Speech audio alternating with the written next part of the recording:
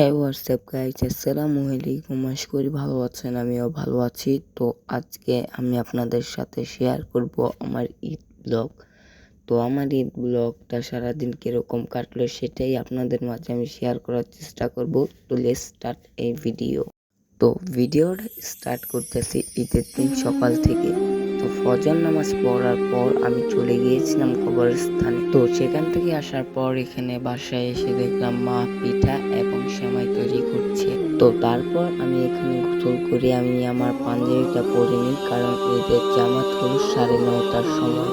তো বাসা থেকে বের হওয়ার পর আমি চলে যাচ্ছি ঈদগাহ ময়দানে, কিন্তু তার আগে দেখলাম আমার সব বন্ধু সবাই ব্রিজে কিছু ছবি তুলতেছে। তো ছবি তোলার পর এখানে আমি চলে যাচ্ছি আমাদের ঈদগাহ ময়দানে। তো সেখানে গিয়ে ঈদের নামাজটা পড়ার পর আমি চলে যাব বাসায়।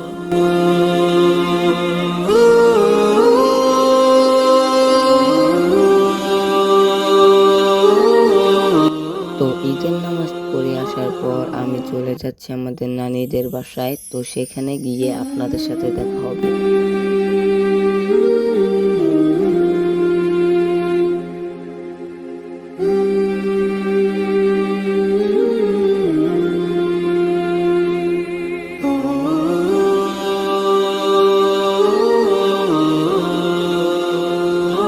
তো এই ঈদে আমি মোট এতগুলো সালামি পেয়েছিলাম। তো আপনারা কত সালামি পেয়েছেন কমেন্টে জানাবেন।